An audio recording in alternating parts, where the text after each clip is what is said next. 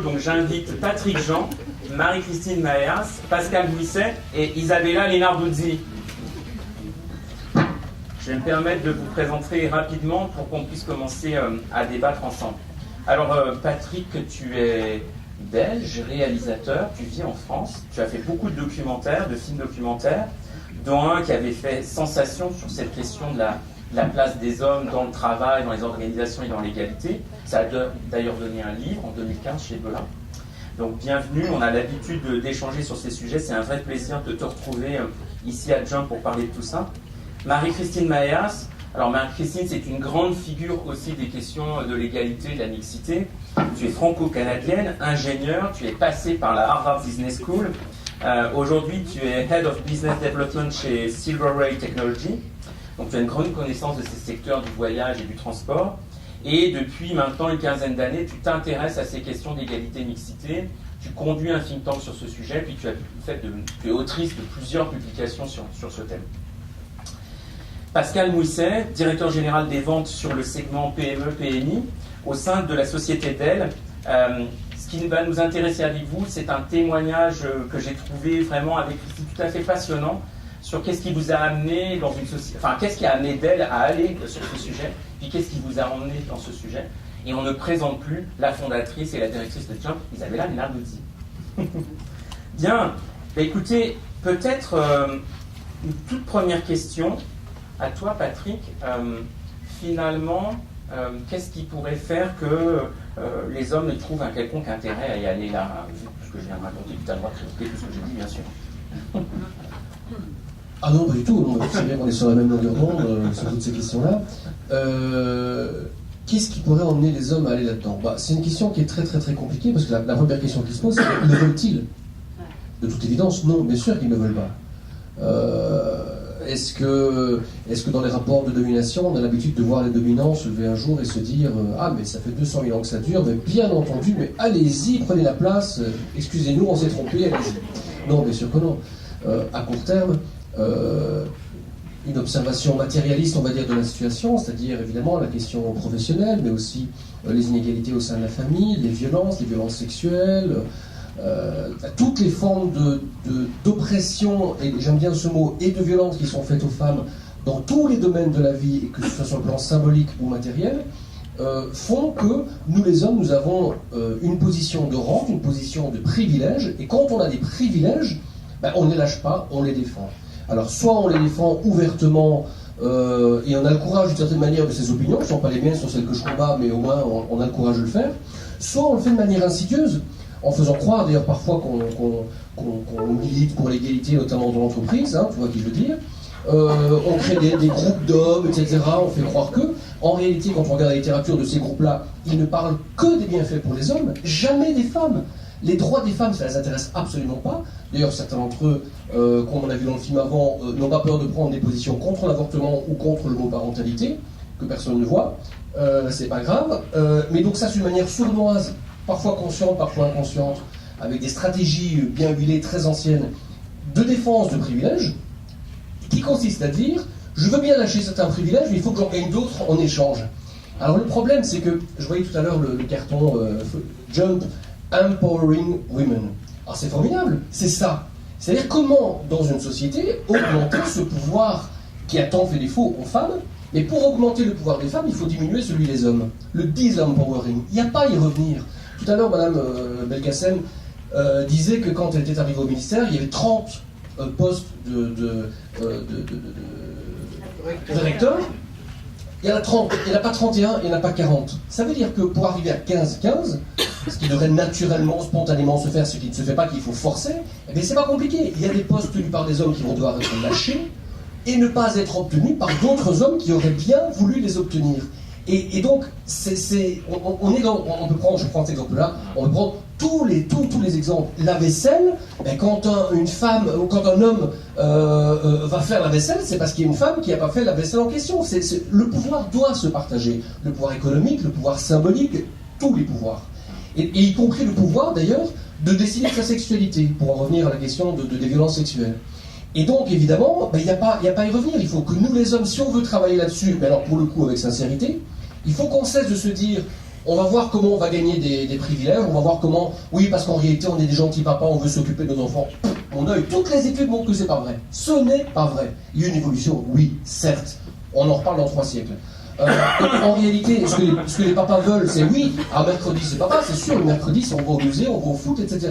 La question, c'est pas ça, c'est qui quitte le boulot à l'improviste alors qu'il y a une réunion importante parce qu'il y a un enfant qui est malade à la crèche. C'est ça la question. Et ces questions-là, évidemment, ne sont jamais posées aux hommes parce qu'on connaît très bien la réponse.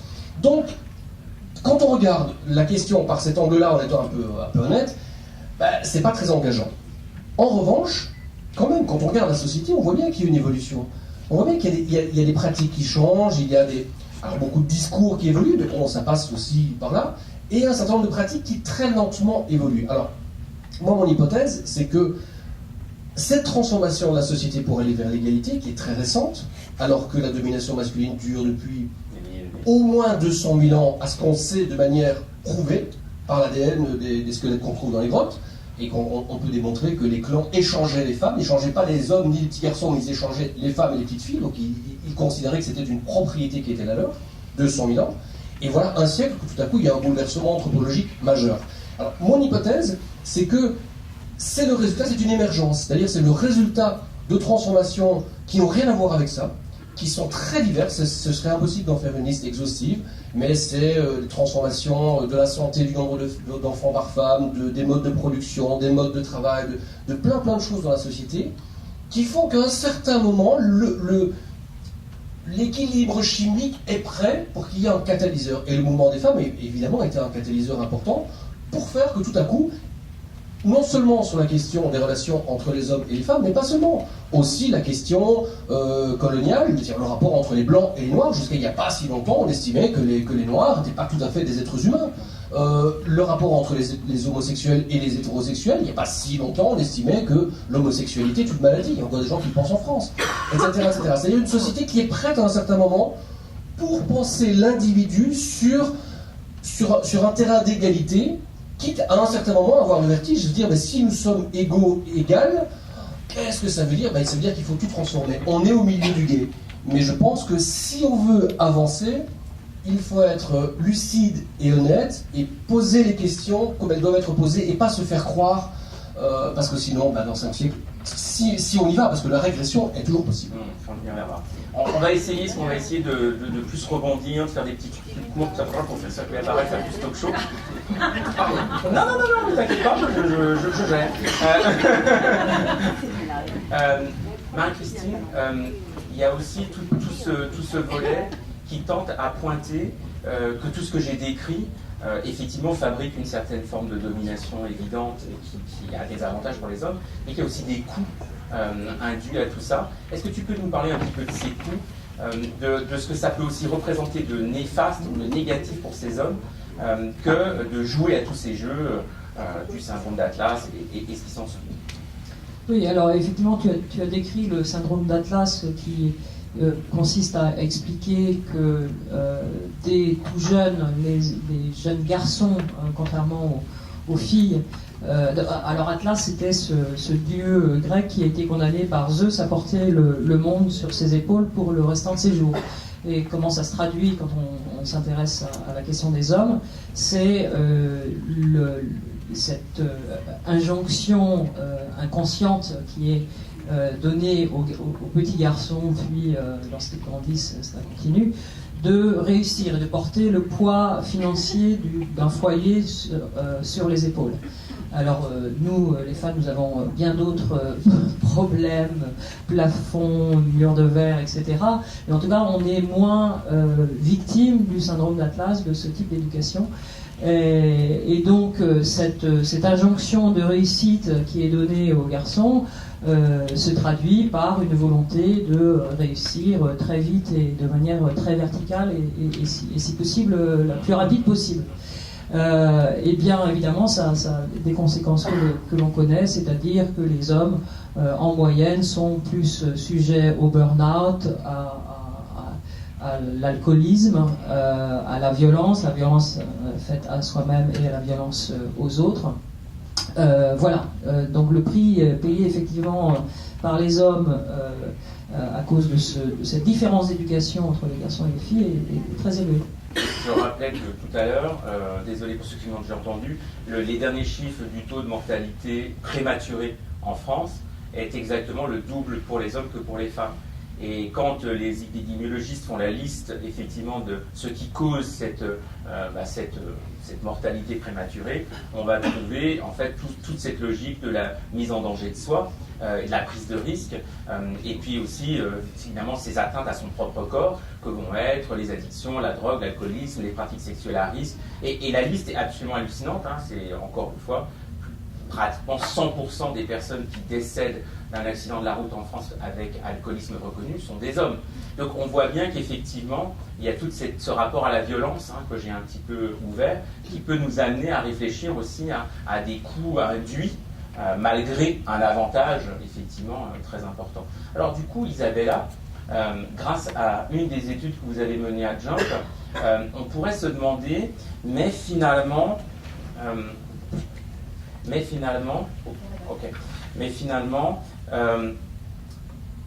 qu'est-ce que les hommes ont à gagner? Est-ce qu'ils ont envie d'y aller? Est-ce qu'ils y vont vraiment? Non, ils n'y vont pas vraiment. Pourtant, nos répondants à nous, donc on voit ici 2660 hommes qui ont répondu, mais on a pris que les enquêtes qui avaient été, qui étaient vraiment abouties, qui avaient été remplies jusqu'à la fin, donc on est à peu près à 1700. 3/4 des répondants, donc attention, c'est quand même autoproclamatif, disent oui, j'ai quelque chose à gagner à davantage d'égalité avec les femmes. Ce qu'ils ont à gagner, ce qu'ils disent qu'ils ont à gagner, c'est d'abord sortir des stéréotypes masculins, ce que tu expliques comme masculinité hégémonique. Donc, consciemment ou inconsciemment, ils se rendent compte que c'est pas bon pour eux non plus. Donc ça ouvre une liberté supplémentaire. Et puis, ce qu'ils recherchent aussi, c'est plus d'équilibre entre vie familiale et vie professionnelle. Donc ça, c'est vraiment les deux grands facteurs qui font qu'ils sont effectivement, en tout cas, intellectuellement en faveur de l'égalité. Et puis, quand on leur demande, ok, et qu'est-ce que vous faites pour? Est-ce que vous êtes actif? Est-ce que dans votre entreprise, dans votre institution, est-ce que vous êtes un homme qui passait à l'action pour favoriser l'égalité? Et bien là, on voit, il n'y en a plus qu'1 sur 5 qui dit oui. Et il y en a même pas mal qui sont quand même relativement un tiers qui sont plutôt résistants. Et on voit que la résistance, elle est surtout auprès des hommes qui ont entre 30 et 40 ans et qui sont dans le middle management. Et c'est totalement normal, en fait. Et je pense que c'est important qu'on puisse le dire, parce que, oui, c'est vrai, tu montes Patrick, mais il l'a dit avec d'autres mots, c'est quand même la première fois dans l'histoire de l'humanité que les hommes médiocres ne sont pas assurés d'avoir des promotions. Parce que, pour la première fois, ils ont une concurrence super importante. Ce sont les femmes. Et en plus, elles sont souvent pas médiocres. Alors ça, moi je pense pas que les femmes soient meilleures que les hommes. Mais en tout cas, c'est la première fois qu'il y a une réelle concurrence. C'est la moitié de l'humanité et c'est 60% des diplômés universitaires. Donc voilà, et elles sont de plus en plus à vouloir être reconnues pour leurs propres compétences et arriver à leur niveau de compétence. Et donc, évidemment, là, ils font de la résistance. Et ce qui, juste pour terminer, ce qui est incroyable, c'est qu'en fait, oui, ils sont OK, et ils veulent bien avoir, par exemple, des programmes de flexibilité, avoir des programmes des jours de télétravail, etc., des programmes de parentalité, c'est-à-dire, what's in it for me, moi en tant qu'homme, mais par contre, les réseaux de femmes, ça, non, ça on n'aime pas, les formations réelles pour femmes, non, on n'aime pas. Mais alors là, ce qui vraiment est complètement rejeté, c'est tous les indicateurs en faveur de l'égalité et encore pire, les quotas ou les objectifs quantitatifs. Parce que là, ils se sentent en danger. Et donc, je pense que c'est vraiment super important pour continuer justement à essayer de ramener les hommes dans l'égalité, faire prendre conscience des résistances aux femmes aussi. C'est important de leur donner la parole et qu'ils puissent exprimer ce genre de choses-là. Ok, super. En tout cas, oui, c'est clair que après une longue période de l'histoire, on parlait des êtres humains en pensant qu'aux hommes. Puis une période ouverte à la Deuxième Guerre mondiale, on a commencé à pouvoir extraire les femmes et dire les femmes, c'est différent. Maintenant, il est temps de faire ressortir les hommes avec un petit H, pas l'homme avec un grand H. et voir qui ils sont, comment ils se fabriquent. Parce qu'effectivement, c'est important pour les hommes eux-mêmes, mais c'est aussi important pour les femmes, pour qu'elles comprennent finalement comment ils fonctionnent, qu'est-ce qu'ils craignent, qu'est-ce qu'ils aimeraient, qu'est-ce qu'ils osent même pas souhaiter. Parce que c'est là où il y a des vraies raisons d'évoluer, de bouger. Si on ne comprend pas ça, c'est sûr que ça va sérieusement coincer. Pascal Mouisset, peut-être première question. Vous êtes chez Dell, grande entreprise américaine. Qu'est-ce qui a fait que Dell est parti sur le chemin de l'égalité femmes-hommes et de la diversité en général? Qu'est-ce qui les a poussés? Il faut rappeler que Dell est une entreprise américaine, texane d'origine. On parlait tout à l'heure de Matrix, ainsi de suite. Moi, je suis rentré chez Dell il y a 17 ans, c'était vraiment le mode de management. C'était bleu ou rouge, il n'y avait pas d'autre couleur qui existait, il n'y avait aucune émotion, aucun sentiment, ainsi de suite.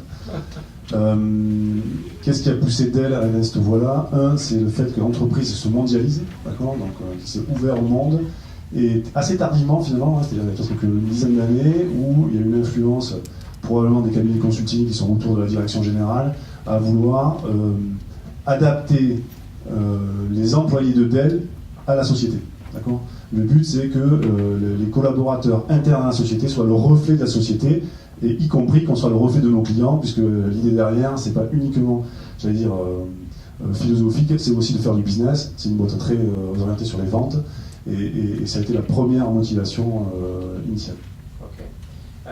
Vous êtes cadre supérieur, vous êtes dans la vente, vous êtes vraiment dans le cœur opérationnel, vous êtes un homme, et pourtant vous êtes, j'ai dit pourtant, mais je vais mettre des guillemets, engagé dans plein de dispositifs que Dell propose. Est-ce que vous pouvez nous dire dans quel dispositif, et puis quelles ont été vos motivations pour que vous y êtes allé? Alors, il y a plusieurs dispositifs, on appelle ça les Employee Resource Group, donc les ERG, les groupes de travail en français. Le premier a effectivement été le groupe WISE autour des Women in Leadership. Ensuite, se sont ouverts des groupes de travail plus autour de les handicaps, aux États-Unis effectivement à travers les Blacks. Et l'idée initiale, c'est très américain, c'était de relever d'une minorité et de faire limite de la discrimination positive, d'accord, et d'utiliser cette minorité et de la leverager à travers des mâles dominants tels que je peux être la représentation au sein de la société, le cadre supérieur, la quarantaine, la réussite, ainsi de suite, blanc, voilà. Moi, j'ai commencé naturellement, j'ai souhaité m'engager dans mon opposé naturel, d'accord. Donc, je suis allé sur le groupe qui soutient les LGBT. Donc, je me suis mis volontairement en danger parce que je voulais aussi passer en tant que cadre supérieur un message sur l'exemplarité et bousculer un peu les idées internes à la société afin que les gens se disent tiens, mais qu'est-ce qu'il va faire là-bas dedans? Il n'est pas comme ça, il a ses propres convictions sexuelles ou ses envies sexuelles, il est différent, donc pourquoi il va là-bas, d'accord? Et même aujourd'hui, l'année dernière, j'ai fait la Gay Pride avec le logo d'elle, certains de mes amis ont encore rigolé en disant mais qu'est-ce que tu vas faire là-bas? C'est un côté un peu aussi provoque et ça bouscule les idées, clairement. Et puis il y a cette initiative Men Advocating Real Change, l'initiative Marc. Est-ce que vous pouvez nous dire un petit peu ce qui se passe à l'intérieur, puis comment vous aussi vous êtes retrouvés dans les formations et puis à vous engager là-dedans? Ouais. Donc Marc, c'est arrivé un petit peu plus tard, hein, ça fait 3-4 ans, donc c'est un groupe américain à la base qui vise à leverager, donc à utiliser les minorités pour développer et le mettre en exergue ces inégalités, d'accord? Donc c'est parti effectivement plutôt de la partie minorité hispanique aux États-Unis, minorité black aux États-Unis, ainsi de suite. Et donc on l'a développé pour ouvrir les yeux de nos collaborateurs sur tout type de diversité, d'accord, et de différence afin de favoriser l'inclusion, que ce soit le handicap, que ce soit la religion, que ce soit les manières de penser. Et donc ce qu'a fait Dell donc ça vient de la Corp, pour cascader et ouvrir ses collaborateurs sur les sujets, c'est tout simplement former tous ces managers, d'accord. Donc aujourd'hui, en France, sur le site de Montpellier, on est à peu près 130 managers. Les 130 managers ont été formés sur le sujet. Et après, à chacun de s'engager ou pas dans une ERG ou pas. Mais en tout cas, on les a sensibilisés sur le sujet. D'accord. Peut-être maintenant, on va élargir le débat nous tous, mais tu peux tout à fait commencer, Marie-Christine. Mais qu'est-ce qu'on peut faire maintenant on a déjà des exemples à travers votre témoignage chez Dell. Qu'est-ce qu'on peut faire concrètement, piste d'action, méthode, moyens, pour engager les hommes dans l'égalité au travail? Alors effectivement, moi je suis peut-être un peu moins, pessimiste, mais comme on dit en anglais, we agree to disagree, depuis longtemps sur ce sujet. Donc je pense qu'il y a beaucoup de bonne volonté, mais quoi qu'il en soit, il y a tout de même des raisons, avant de parler des solutions, des raisons, des freins naturels des hommes vis-à-vis de la mixité. C'est un institut qui s'appelle Catalyst qui les a analysés, et sont au nombre de 3, la peur, l'ignorance et l'apathie. La peur de perdre son statut, la peur de dire des bêtises, la peur de s'engager dans un sujet qui, vis-à-vis de ses collègues, n'est pas forcément extrêmement sexy. Donc la peur, tout d'abord. L'ignorance. Je pense qu'on sous-estime beaucoup le niveau d'ignorance, c'est pas un jugement de valeur, mais le niveau d'ignorance des hommes vis-à-vis de la question de la mixité. Les chiffres, le plafond de verre, etc. Je vais revenir aux solutions, mais ce niveau d'ignorance est très très élevé. Et l'apathie, enfin, l'apathie, c'est ne rien faire parce qu'on ne voit pas ce que l'on a personnellement à y gagner. Donc une sorte d'indifférence. Donc contre la peur, eh bien, je pense qu'il y a des solutions assez simples. Il faut faire attention au langage que l'on utilise.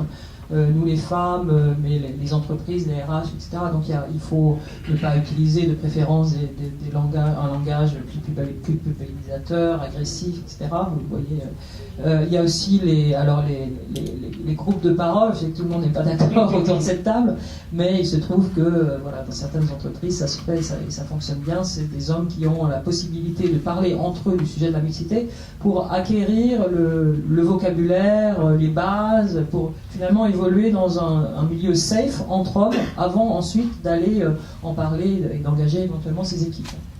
Il y a aussi la lutte contre le présentéisme. Le présentéisme est un facteur vraiment différenciant entre les hommes et les femmes, quasi inconscient. Un homme, naturellement, enfin, en grande majorité, doit rester très tard. Et on s'aperçoit que si on lutte contre ce phénomène, finalement, on va vers davantage de mixité. On va retrouver des hommes qui vont prendre goût à un équilibre accru dans sa vie personnelle. Et puis, pour la peur aussi, pour lutter contre la peur, mettre la mixité, enfin, classer la mixité dans la catégorie compétences managériales. Dès que on sort le sujet de la mixité de quelque chose qui concerne les femmes, voilà, c'est une question. La mixité souvent est présentée comme une question de femmes, et qu'on la présente comme ce que c'est d'ailleurs, c'est-à-dire une compétence managériale. Ah là, tout à coup, ça a un côté un peu plus proche du mode de fonctionnement business finalement. Et puis il faut aussi, pour contrer la peur, valoriser énormément les hommes qui s'engagent justement. Donc ces hommes qui se mettent en avant et qui parlent, eh bien il faut les encourager, et on s'aperçoit qu'il y a une sorte d'effet en cascade. Un homme qui voit un autre homme s'engager, tout à coup il a moins peur de le faire lui-même, il se sent plus légitime. Et puis contre l'ignorance, évidemment, c'est informer, montrer les chiffres, partager des tableaux de bord, montrer que finalement la mixité aujourd'hui, à part en France, à part dans les conseils d'administration, ne bouge quasiment pas. Quand on regarde les chiffres en moyenne, c'est quand même totalement déprimant et paniquant. Les chiffres dans les COMEX, par exemple, bougent de 0,5-1% par an. Enfin, et ça, c'est une réalité. Et il y a une sorte de rideau de fumée autour de la mixité en disant bon, ça va beaucoup mieux, les femmes, il y a une femme qui a été nommée au CAC 40, etc. Non, les choses ne bougent que très peu. Et puis pour la formation aussi, ça consiste à donner les bases de la mixité. Qu'est-ce qu'un stéréotype, qu'est-ce qu'un biais décisionnel, quels sont les piliers masculins, quels sont les freins féminins, mettre des mots sur les choses. Quand on explique à une femme quels sont les freins ou les piliers masculins, quand on explique à un homme quels sont les freins féminins, voilà, tout de suite on dépersonnalise la question et on dépassionne un peu la question. Et puis enfin, contre l'apathie, eh bien il est assez facile de démontrer, d'expliquer aux hommes ce qu'ils ont à gagner personnellement à chaque phase de leur vie. Donc un étudiant peut gagner un avantage de mixité dans son environnement, un jeune papa, un retraité, un homme professionnel. Bref, il y a des arguments qui s'appliquent à chaque phase de la vie d'un homme et qui lui montre à quel point la mixité va le faire mieux vivre. Ok, super. Peut-être encore un mot de vous deux sur qu'est-ce qu'on peut faire de concret, quelles sont les pistes d'action puis après on va passer aux échanges. Est-ce que vous souhaitez rajouter quelque chose un petit peu l'un et l'autre sur les pistes, les moyens, un peu les recettes concrètes pour que on fasse un peu bouger les lignes? Moi je peux partager une expérience récente. Vendredi dernier nous avons dû décider d'un choix, d'un recrutement entre un homme et une femme qui étaient tous les deux en shortlist pour un job nouveau et hyper stratégique. Et j'ai volontairement bousculé un petit peu lors de la décision avec son directeur général France en disant voilà, on est dans une équipe aujourd'hui qui est totalement masculine, d'accord, donc on est sur de l'IT, du serveur, du stockage, c'est assez difficile de retrouver des CV, des candidats sur ce marché-là. On a enfin une femme sur ce qui se présentait, qui était en shortlist avec des talents, et j'ai dit certes elle avait en termes de compétences elle était légèrement en dessous, mais j'ai provoqué la discussion en disant mais est-ce qu'on n'a pas besoin d'une femme pour féminiser cette équipe? Et la réponse que j'ai eue, ça a été à compétences équivalentes. On préfère une femme, mais somme toute à compétences équivalentes. Voilà. Bon, en même temps, c'est la loi. Hein. C'est la loi, c'est que on peut pratiquer l'action positive, c'est comme ça que ça s'appelle dans le droit européen, à compétences égales, sinon on discrimine. Je me suis retrouvée il y a un an à devoir faire une journée de formation à des dirigeants marocains de sensibilisation à l'égalité. Je me suis dit, mais comment je l'ai fait? Et je me suis dit qu'il fallait, parce que on peut avoir cette conversation-là avec des hommes qui se rendent compte de leurs privilèges. S'ils n'ont pas compris qu'en tant qu'hommes, ils avaient des privilèges sur les femmes, c'est pas audible. Et donc je me suis dit, comment est-ce que je vais leur faire... Je vais renverser le truc, je vais dire... Qu'est-ce que moi j'ai comme privilège par rapport à eux? Alors par exemple, je leur ai dit, qui a des yeux bleus dans la salle? Évidemment, il y a moi. Et je leur ai demandé ce qu'ils associaient comme qualificatif aux yeux bleus. Alors c'était évidemment beauté, mais c'était aussi intelligence, réussite, et ça a été très très très rapide. Je dis, bah super, j'ai encore rien dit, et intelligente, et c'est ça, ça c'est super. Je dis, mais c'est un privilège, parce que vous vous rendez compte, c'est un privilège que j'ai par rapport à vous. Alors j'ai dit, oui, c'est vrai. Et puis je leur ai dit, j'en ai encore un autre. Hein. C'est que moi j'ai un passeport européen et que donc je peux aller où je veux. Et que si jamais je dois demander un visa, on va vraiment pas m'embêter. Par contre, vous, pour venir en Europe, pour bouger, c'est vraiment extrêmement compliqué. À partir du moment où j'ai posé ces bases-là, ils ont juste tendu l'oreille. Et ça, je trouve que c'est vraiment intéressant. Bon, ça n'a pas été simple, hein, mais voilà, c'est faire ça. Et puis aussi, entendre la parole des femmes. La parole des femmes est toujours décrédibilisée. Par exemple, dans le sexisme, c'est comme ça. On a fait, après l'étude sur les hommes au travail, est-ce qu'ils veulent l'égalité, dans cette enquête-là, on avait demandé, est-ce que vous avez déjà été témoin ou acteur de remarques ou d'actes sexistes? Et 1 sur 5, c'est autoproclamatif. Et 1 sur 5 dit oui. Oui, je l'ai fait. Oui, je l'ai dit. Donc on s'est dit, bon, on va faire une enquête sur le sexisme alors. Et c'est terrible. Hein. Et donc, depuis, évidemment, on travaille pas mal ne fût-ce que pour montrer dans les entreprises, aux hommes et aux femmes, que ce n'est pas un environnement neutre, que c'est un environnement qui peut être d'une extrême violence. Pas simplement harcèlement sexuel, etc., mais dans tout ce qui est dit. J'ai un ami qui a repris une entreprise dans tout ce qui est European Public Affairs il y a un an, qui après quelques mois m'a téléphoné en disant, écoute Isabella, je ne sais pas comment je vais faire parce que je suis confrontée à un groupe de femmes qui est venu me trouver en disant qu'elles n'en pouvaient plus des remarques sexistes. Et moi, je ne comprends pas, ce sont tous des jeunes multilingues, multidiplômés, etc. Ils sont tous formidables. Hein. C'est un environnement multiculturel. Je crois que c'est vrai. Attends, elles te le disent. Hein. Et donc, ce que tu vas faire, c'est que la prochaine réunion d'équipe, tu mettras au mur ce que les filles ont entendu comme remarque, alors qu'elles le tapent à la machine, dans le même font, etc., de façon à ce que ce soit totalement anonymisé. Et donc, il y avait des trucs épouvantables sur les murs. Et il a demandé aux hommes et aux femmes, avant de commencer la réunion et de s'asseoir, de lire ce qu'il y avait sur les murs. Et il y avait par exemple une remarque qui disait oh, tu as une magnifique nouvelle coupe de coiffure, c'est parfait pour faire une pipe. Et les gens se sont dit mais c'est pas possible. Et lui il a dit, le leader doit être exemplaire là-dedans. Il a dit plus jamais je ne veux entendre des choses aussi graves ou moins graves, mais plus jamais je ne veux qu'une femme vienne dans mon bureau en disant qu'elle a entendu une remarque sexiste. Ça ne sera pas possible sous mon leadership parce que ça ne correspond pas aux valeurs et que cette personne-là, elle est virée sur le champ. Et donc, voilà, je trouve qu'il y a des outils, il y a des faces, la parole des femmes, entendre la parole des femmes. Pour une tolérance zéro après derrière. Oui, oui, bien sûr. T'as raison, si t'entends et puis que tu fais rien.